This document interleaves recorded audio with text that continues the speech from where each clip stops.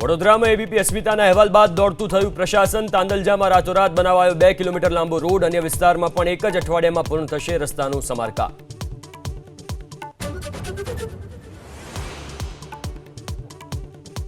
સુરતમાં બાંકડાને ફરી આવ્યા પગ. પાંડેસરામાં ટેરેસ પર દેખાયા કોર્પોરેટર્સે મૂકેલા બાંકડા. બાંકડા પર લખેલા છે કોર્પોરેટર્સના નામ.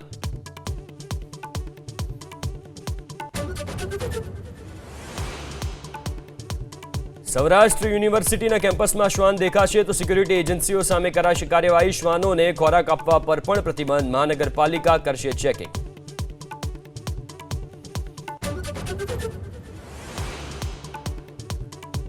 ભાવનગરમાં ફરી મેગા ડેમોલેશન. નવાપરા કબ્રસ્તાનની 3000 ચોરસ મીટર જગ્યા પર ધાર્મિક સહિત 25થી વધુ દબાણો પર બુલડોઝર.